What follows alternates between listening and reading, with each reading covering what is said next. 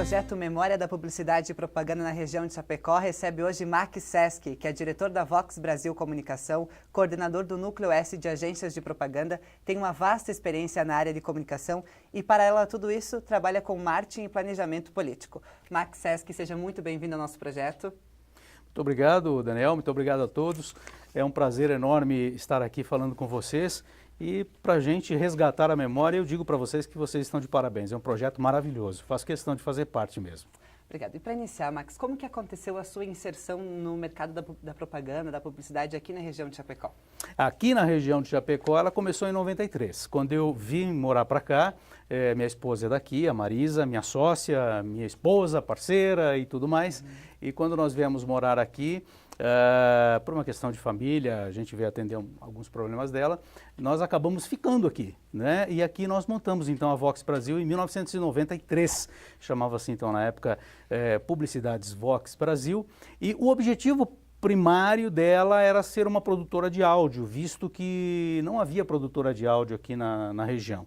Fazer jingles, spots, era só fora e principalmente em grandes centros, né? Curitiba, Porto Alegre ou talvez São Paulo e Rio. Uhum. Mas o senhor já tinha experiência na área de comunicação. Como que começou essa experiência? Qual foi o início? Na verdade, Daniel, a minha experiência começou quando eu estava engatinhando. Né? Desde que eu saí da minha mãe, eu convivo com comunicação. Tenho essa alegria imensa e uma gratidão muito grande pelo meu pai, que hoje já está lá em cima, deve estar comunicando lá ao lado de Deus, né? Eu espero e acredito que sim, pela sua bondade. E tenho uma gratidão muito grande, tanto eu quanto meus irmãos, pelo fato de todos nós estarmos atuando hoje na comunicação em função dele. Meu pai foi um grande radialista, um grande jornalista, não sei o que ele foi mais, a gente falar do pai é complicado, mas eu posso dizer para você que eu tenho certeza absoluta que foi um grande jornalista, um grande radialista, não necessariamente nessa ordem, e também publicitário, passou pela área de publicidade. Então eu convivi com isso desde cedo, e você citou aí as questões de planejamento estratégico para política, e era uma coisa que ele gostava de fazer, era uma área que ele atuava, que ele gostava muito, sempre muito ligado. Então foi aí que começou, as raízes da nossa família vem do meu pai, e todos os irmãos, somos em 4, todos os irmãos passamos por isso e não teve como sair. Obviamente minha mãe como professora queria que a gente seguisse para outro caminho, mas não teve jeito, né? A mãe sempre quer alguma coisa diferente, mas ninguém escapou, todos nós viemos para a comunicação. Que bom, eu fico feliz por isso. Que bom, verdade. Quando o senhor chegou aqui em Chapecó, como que era o mercado publicitário, que estava iniciando naquela época ainda, né? Era uma fase de transição. Muito boa a sua pergunta, muito legal. Era um momento de transição na região, porque assim, haviam grandes agências que estavam perdendo o mercado, vamos dizer assim, por não estarem se atualizando, não acompanhando, o próprio mercado, a questão financeira, não permitia que o pessoal, usasse essas grandes agências, né? Então, nós tínhamos aqui, entre elas, o Plínio Ritter, e tinha mais 2 ou 3 que eram assim, fortes na nossa região, e essas 2 ou 3 dominavam, mas na verdade o mercado do varejo não era tão forte. Não tinha essa atuação como tem hoje, né? E havia uma necessidade de renovação. Os empresários não estavam ainda dispostos a fazer os investimentos que são feitos hoje, comparando nos dias de hoje. A partir de então, essas agências foram declinando, até que se acabaram. Acho que a única que sobrou aí é a Agência Oeste, hoje com o nome de Agência Oeste, que é a do Plínio Ritter. Mas estavam surgindo novos talentos, uma nova geração, com uma nova percepção de mercado, com uma nova visão de mercado. Eu já vinha de mercados maiores, então eu já tinha essa visão. E qual foi a minha visão em relação ao mercado chapecoense? Eu dizia assim para a Marisa, eu falava assim, isso aqui vai crescer muito. Vai explodir essa cidade, isso aqui vai ter um mercado muito legal para a comunicação. Embora, sou sincero em dizer para vocês que os nossos planos não eram de ficar aqui, tá? Os nossos planos eram de vir, resolver os problemas domésticos e voltar para os centros onde as pessoas requeriam a minha presença, gostavam. Eu estava bem contratado, como sempre tive, graças a Deus, bons empregos. E a partir de então, esse momento começou a mudar. começou a mudar e com a entrada, a inserção da Vox Brasil no mercado de áudio, como produtora de áudio, a possibilidade então de se poder produzir um jingle aqui, tá? Era muito legal isso.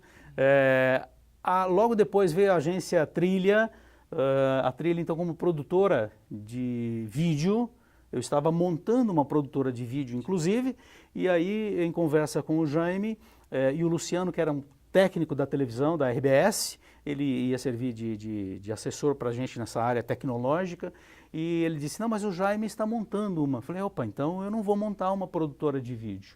Então vamos nos associar, nos aproximar, não associar, mas nos aproximar e fazermos trabalho juntos. E aí começou então um crescimento no mercado, uma evolução com a possibilidade de se fazer com custos um pouco mais dentro da nossa realidade, né, em nível regional, essas produções em nível local. A partir daí então é que houve essa grande virada, né? Então foi se perdendo um pouco aquela forma de se atuar mais antigamente e veio essa nova geração que começou a apresentar no mercado novas propostas, novas ideias e principalmente novos valores. Nós estamos numa terra de pessoas que, né, de descendência germânica ou italiana, eu sou italiano, mas o pessoal aqui, os gringos, são difíceis de se trabalhar, mas que bom, né? Max, como que funcionava naquela época o relacionamento da agência com o cliente e da agência com o mercado? Olha, era muito ruim, não era um relacionamento assim fácil, não. Não era fácil porque os clientes não tinham essa noção, essa percepção do que realmente uma agência poderia propor. Em contrapartida, nós, e eu digo nós, estou generalizando, no meio, nós também não apresentávamos as soluções que eram esperadas. Nós estávamos, talvez, em termos de ideia, muito além do nosso tempo, né, ou do tempo desses empresários, e com isso dificultava essa forma de se comunicar. Era uma coisa que a gente tinha que conversar bastante com o cliente para você apresentar uma ideia. Depois essa relação com o mercado não era normatizada, como a gente estava comentando há pouco, antes de começarmos aqui essa conversa, normatizada como, por exemplo, com o CENPE, o Conselho Executivo de Normas Padrão, que certifica as agências, né? Então havia, assim, muita coisa de se esconder, o que se ganhava, comissionamento, então nem pensar, né? Quando o cliente descobria que uma agência ganhava comissionamento, aí era um inferno, para dizer bem a verdade. Então essa relação era uma relação, assim, muito estranha, não era um mercado profissionalizado e nem um mercado já evoluído, um mercado educado, vamos dizer assim. Hoje não, já mudou bastante, né? Falar um pouco da criação, como que era a criação lá no início? Como que vocês faziam para criar as campanhas publicitárias? O processo criativo é sempre o mesmo. O processo não muda, tá? O que muda são as fontes de informação. Na época, obviamente, nós não tínhamos todo esse acesso que nós temos hoje. O São Google aí, que você bate tudo e aparece tudo ali, que deve servir como referência. Eu pondero ser uma ferramenta importantíssima, fundamental de pesquisa, né? E não podemos fugir dela. Mas ao mesmo tempo, na época, nós não tínhamos isso. E quais eram as referências? Bom, era o que a gente assistia na televisão. Ou eu, no caso, como sou de fora, sou de São Paulo, viajava muito para lá, tenho muitos amigos lá, então tem muito contato, já tinha na época também, então eu trocava muita ideia, muita experiência com essas pessoas, ouvia muito, conversava muito e procurava trazer para cá. Então o processo criativo não mudou. O processo criativo continua o mesmo. Você busca fontes de inspiração e a partir dessas fontes de inspiração você compila, tira o que você acha interessante ou não e você aplica aquilo para o seu cliente. Puxa, essa ideia vai funcionar, vai obter resultado. Porque o objetivo final é você obter resultado para o seu cliente, propiciar para ele com que ele tenha resultado vendendo seu produto ou serviço e obtendo lucratividade. Uhum. Naquela época, como que funcionava a difusão da mensagem? Quais que eram o método que vocês usavam e quais que eram os mais eficazes?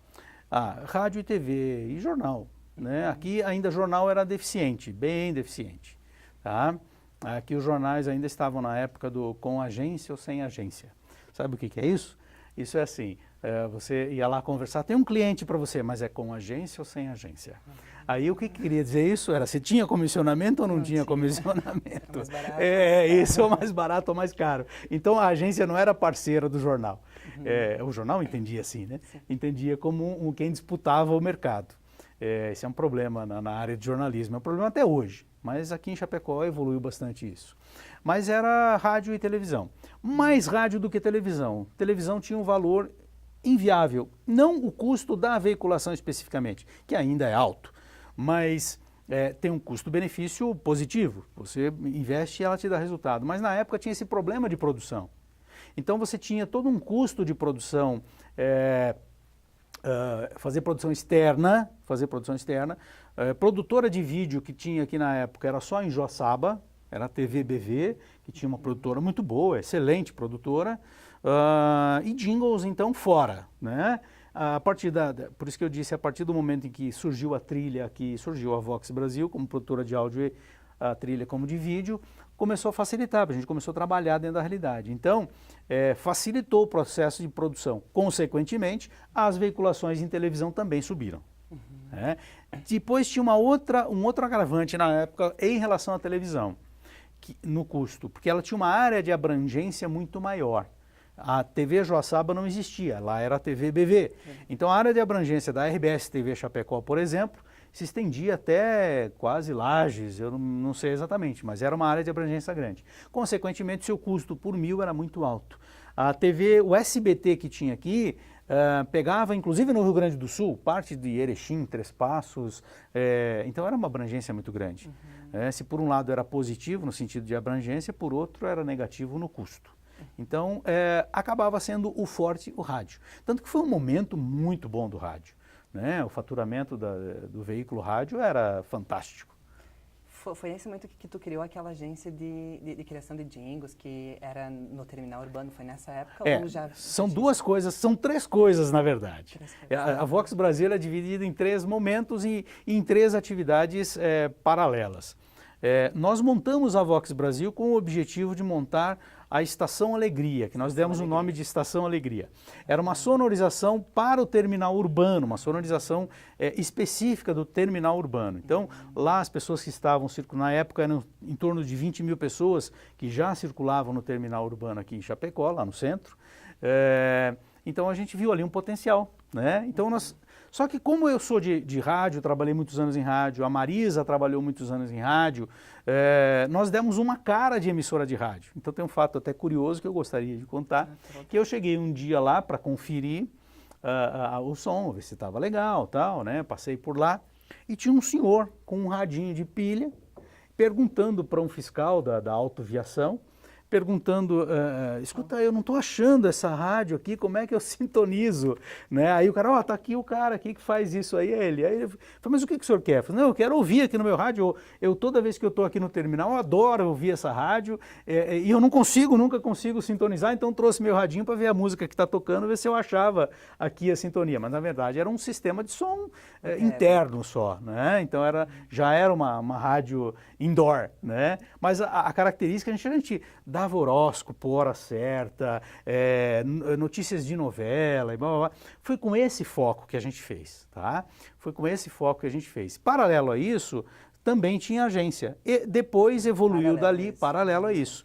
E a partir dali, desse estúdio que tinha para produzir essa Estação Alegria, é que surgiu a produtora de áudio. Então chegou um momento que eu passei para frente essa Estação Alegria, e dali eu montei o estúdio, a produtora mais especificamente, né? E aí começamos a atuar. Então não foi exatamente em 93 que começou a produtora, mas a Vox Brasil começou em 93 desde o princípio. Então ela não começou como produtora, começou assim como Estação Alegria, esse som interno, som indoor, e a partir de então foi evoluindo, passando por vários processos até chegarmos à publicidade só especificamente. Vamos voltar um pouco no processo de criação. No início, quais que eram os recursos tecnológicos que vocês usavam para fazer as propagandas? Esses dias atrás eu estava com o Faquin, eu sou muito convidado pelo núcleo, pela experiência, a conversar com alunos, com acadêmicos e tal. E esses dias a gente estava numa outra universidade e estava inclusive o Alexandre Faquin, que é da Casa na Árvore. E aí o Faquin, eu acompanhei a história do Faquin, um excelente profissional.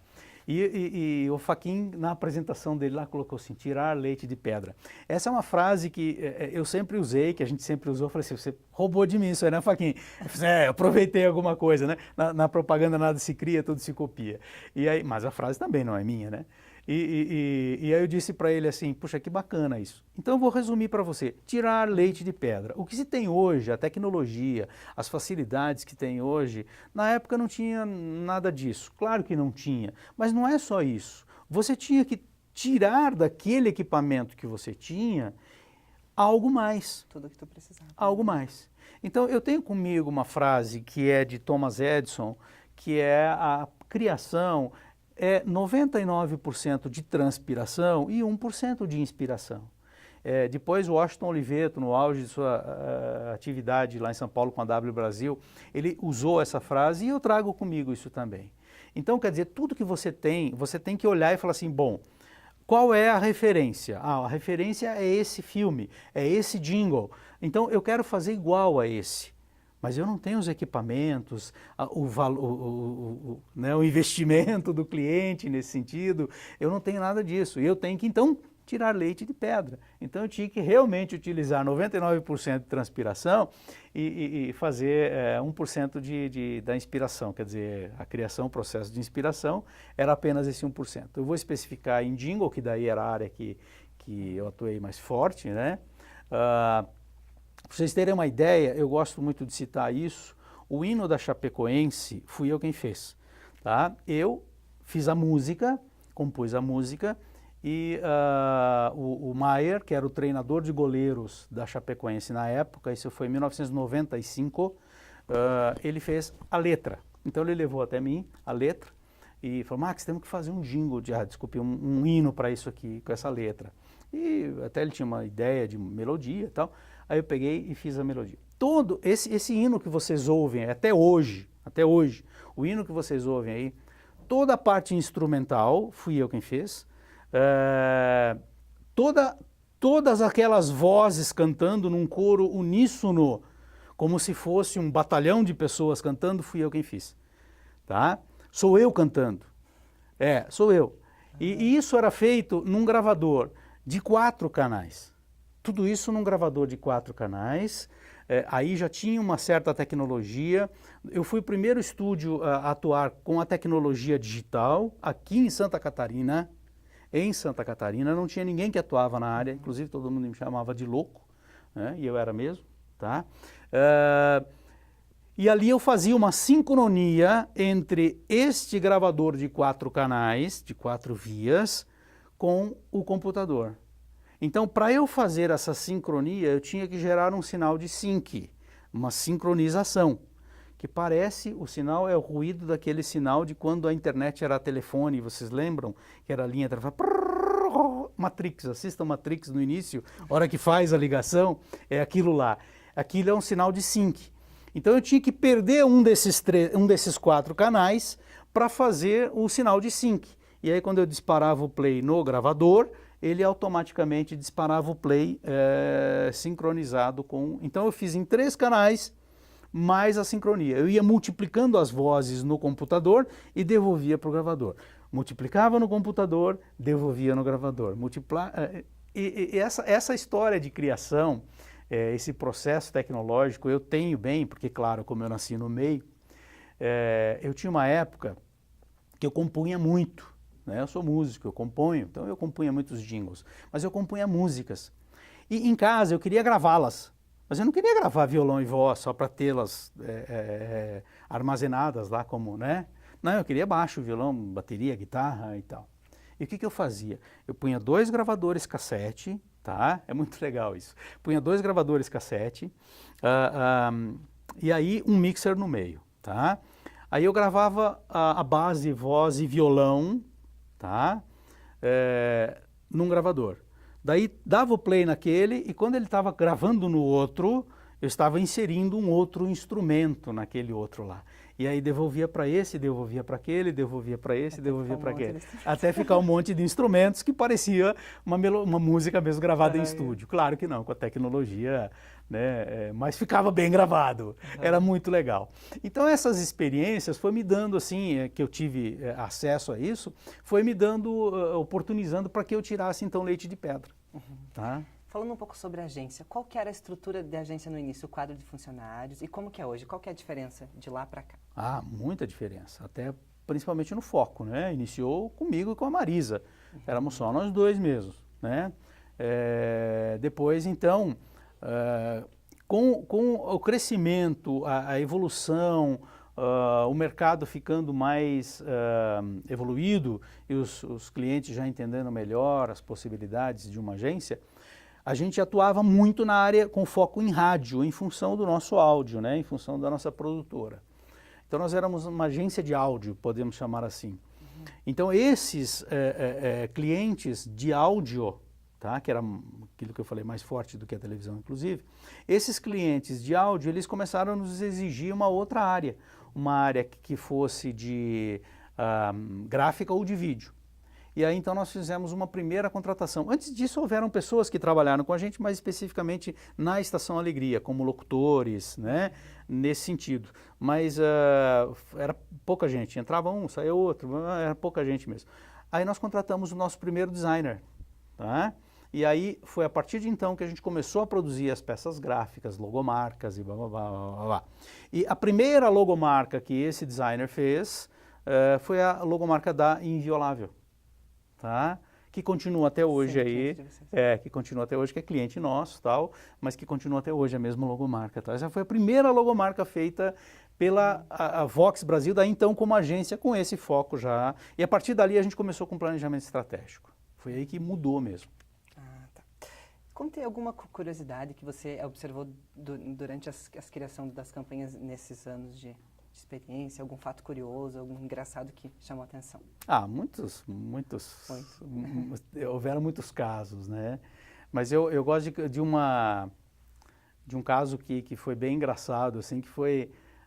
são dois casos interessantes. Um deles foi aquele de show de prêmios da Leve, que a gente, das casas Leve, Rede Leve, enfim, que a gente estava comentando antes, né? Que depois vocês vão resgatar isso aí, provavelmente vai aparecer.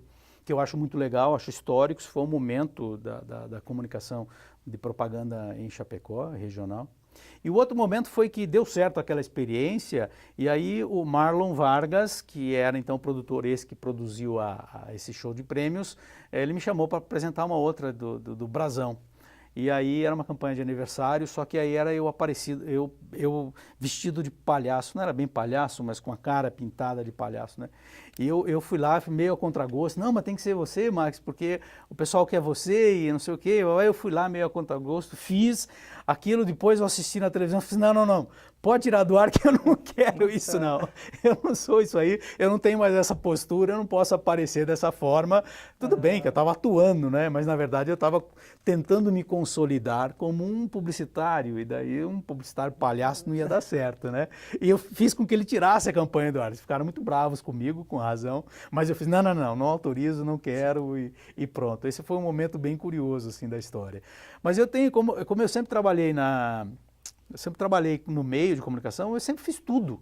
Né? Eu fui apresentador de televisão, telejornal na televisão, fui locutor muitos anos, né? Faço locução ainda até hoje. Fui jornalista um certo momento, não obviamente, mas fui também trabalhando junto com meu pai, escrevendo matéria, sendo repórter, isso um pouco antes de vir para cá. E essa área de apresentadora e de ator eu fiz muitos anos. Então eu não tenho medo de público, assim, nunca tive medo de câmera.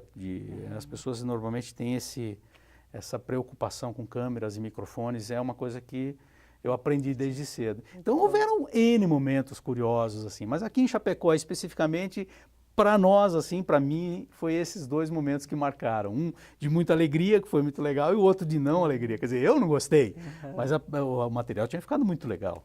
Né? Voltando na agência, quantos clientes que continuam desde o início da agência? Tem a Inviolável, né, que é uma que desde o início... Ela não é bem do início, mas teve clientes que saíram e voltaram. Por exemplo, a DM Auto hoje, Chevrolet, ela era Morandini Demarco, então nós atendemos ela lá no passado, no início da agência, durante muito tempo, quase uns 7 anos nós atendemos a Morandini Demarco, então Morandini Demarco, depois ela foi para uma outra agência e agora retornou. Então, agora ela é cliente nossa. A Inviolável está conosco desde quase lá o princípio, mas vem conosco há bastante tempo já e continua, né? Então, eu diria assim, o cliente hoje mais antigo que nós temos na agência, sem dúvida nenhuma, é a Inviolável. É a Inviolável. Para você, qual que é o cenário do mercado publicitário na região aqui de Chapecó hoje em dia? Muito bom. Muito bom. Excelente. O mercado de comunicações aqui na nossa região é muito bom. Agora, tem que se observar uma coisa. Algumas características em nível regional são bem pertinentes, bem características daqui. E eu sempre costumo dizer assim, quem vem, aprende, negocia, se estabelece aqui e consegue ter um bom fluxo com os clientes aqui em nível local, se dá bem em qualquer parte do mundo. Porque é difícil negociar com o pessoal aqui. Então, assim, tem que aprender, tem que entender e ter a paciência da maturidade do mercado. E hoje nós podemos dizer que o mercado de comunicação, ele está vivendo já um momento de maturidade. Não é pleno, mas ele está vivendo um bom momento de maturidade, que tende a crescer e evoluir. Diferente, por exemplo, eu faço um comparativo e gosto de comparar porque era inversamente ao contrário quando eu cheguei aqui, Passo Fundo, no Rio Grande do Sul. Passo Fundo, no Rio Grande do Sul, era muito evoluído. Em termos comparativos, na época, né, Passo Fundo era o que nós somos hoje. E inversamente contrário, recentemente estive na UPF lá também, numa semana acadêmica, conversando com o pessoal e eu ouvi lá e conversei com o pessoal de agência também, é inversamente ao contrário lá hoje. Quer dizer, hoje eles invejam Chapecó pelo alto grau de maturidade que nós temos. Para se ter uma ideia, o alto grau de maturidade que nós temos aqui hoje é que nas normatizações e na lei 12.232, aprovada em 2010, aonde incluiu a inserção do SEMP, do Conselho Executivo de Normas Padrão, da normatização, então lá diz que nós temos um direito a desconto padrão. As agências certificadas têm direito ao desconto padrão. O que é o desconto padrão? Eu gosto de citar isso para vocês entenderem o grau de maturidade que nós estamos vivendo. O desconto padrão nada mais é do que o comissionamento, os 20% aí que a gente recebe dos veículos para veiculação, certo? Em Passo Fundo, quando essa lei foi aprovada em 2010, houve uma reviravolta lá no mercado completa. Por quê? Porque as agências não informavam para os seus clientes que elas eram comissionadas. Me disse o executivo da RBS TV de lá, de Passo Fundo, na época, me disse assim, Max, o pessoal está doido aqui. Eu falei assim, mas por quê? Está doido porque os clientes agora estão entendendo que as agências recebem comissionamento. Eu falei, mas que é isso? Nós estamos aí em 2011, né? Isso aconteceu em 2011, e os clientes não sabem que pagam comissionamento, porque quem paga é o cliente, é óbvio, né? Não sabe, Max, e está o maior rebuliço aqui, inclusive. Então, quer dizer, o grau de maturidade que o nosso mercado passou por essa transição agora, então é uma coisa recente, tranquilamente. Para a maioria das agências é óbvio, né? As que estavam certificadas, as que estavam organizadas. Então, esse grau de maturidade revela, nos mostra o momento em que nós estamos vivendo. E mostra, inclusive, uma visão futura de que esse mercado vai crescer bastante ainda. Tem muito a crescer. Qual que é a sua expectativa em relação ao mercado aqui na região? É isso, é de crescimento mesmo. De crescimento. Tanto que para a Vox Brasil era aquilo que eu conversei com vocês no início, que nós iríamos ficar aqui um tempo e depois iríamos voltar para outros mercados, né? Talvez até maiores, mais evoluídos, mais maduros, enfim, e acabamos ficando. Então, ano que vem a Vox Brasil completa 20 anos, com muito orgulho, são poucas as agências que completam essa idade, né? E com uma perspectiva muito grande. Para vocês terem uma ideia, por exemplo, recentemente fomos renovar o contrato com a Inviolável, e disse o diretor, não, olha, vamos fazer o seguinte, põe aí até 2020, porque eu não quero ficar renovando todo ano, a gente tem que ficar assinando o contrato e tal. Colocamos algumas cláusulas, tamanho grau de satisfação, e é isso que eu vislumbro para o mercado. Pelo menos com os nossos clientes, a gente tem atuado dessa forma, olhando o futuro e mostrando a maturidade da agência, do preparo das pessoas, dos colaboradores, e também em relação aos clientes. Max, nós estamos chegando ao final dessa nossa entrevista. Tem alguma coisa que tu julgue necessário acrescentar? Pode ficar à vontade. Olha, a história, eu quero resgatar isso novamente e dizer para vocês, transmitir os parabéns pelos idealizadores desse projeto, do resgate da memória da publicidade e propaganda. Reputo um grau de importância assim fantástico. Que bom que vocês conseguiram resgatar alguns materiais que nem eu tinha, como é o caso do show de prêmios. E quero fazer uma referência especial àqueles todos que passaram antes da gente. Todos eles ajudaram a fazer a história. Num certo momento, o Diário do Iguaçu nos procurou porque eles estavam passando por um momento de transição, se transformando em jornal colorido, né, 100% colorido. Eles tinham comprado uma máquina 4 cores, e eles nos chamaram para a gente fazer uma repaginação, dar um layout novo, dar uma cara nova. A gente alterou a logomarca, deu uma layoutada assim bacana na página inicial, e eles queriam uma aproximação com as agências de propaganda, né? Max, ajuda a gente a nos aproximarmos mais das agências de propaganda, claro, com foco, né, no mercado mesmo. E eu disse, vamos criar um troféu então. Vamos criar um troféu, uma premiação, tá? E ali nós sugerimos a idealização desse troféu e inclusive sugerimos o nome, Rogério Bilhar, que está ali, né? Até hoje, que é um ponto de referência ali para o jornal. E quando nós nos referimos ao Rogério Bilhar foi um grande radialista, jornalista, assim como eu, tá? E depois publicitário. Nós tivemos a oportunidade de trabalhar juntos na Berlanda, né, produzindo materiais para o Berlanda ainda. Então, na então Berlanda, né, que depois virou base, e que depois acabou. Naquela época, a vida do Rogério Bilhar, que veio a falecer num acidente automobilístico, foi uma vida muito curta em termos publicitários, né? Foi curta na sua vida toda, mas em termos publicitários, eu acho que ele atuou mesmo à frente da Rede Lojas Berlanda, que foi o seu forte, por uns 2 anos, ou no máximo 3. E logo ali já aconteceu o acidente que levou-lhe a vida. E esse convívio com o Rogério, nesse momento que a gente fez essa homenagem para o Rogério, alguns publicitários aqui se rebelaram contra. Olha, que é isso? O Rogério Bilhar começou comigo, porque não sei o quê. Blá, blá, blá. Mas, gente, quem faz a história somos nós. Então, você me perguntou em relação à história, e eu digo sim, eu continuo escrevendo a história. Porque enquanto eu estiver aqui, eu me vejo escrevendo a história, ajudando, auxiliando mais ou menos, mas ajudando a escrever essa história. E essas pessoas foram expoentes naquele momento em que viveram, merecem então serem resgatados. Eu não sei se faz parte do trabalho de vocês, mas procurem alguns trabalhos feitos por Rogério Bilhar. Rogério Bilhar foi uma pessoa assim, de uma visão fantástica em termos de varejo, tá? Então, naquele momento, por isso que a gente colocou o nome do Rogério Bilhar como um talento expoente no mercado publicitário.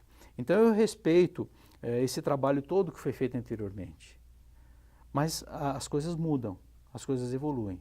E cada agência de propaganda, e nós estamos falando aqui agora no caso de agências de propaganda, mas isso serve para qualquer segmento, deve sempre se atualizar, deve sempre entender os movimentos do mercado. Por quê?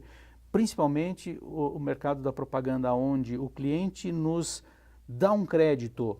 Nós funcionamos quase como um banco, tá? Para o cliente. Está aqui, ó, você tem X verba para gastar. E nós vamos lá e gastamos. Se eu gastar, eu gastei mesmo, né? Entendeu? Mas se eu trouxer retorno para ele, é isso que ele vai querer.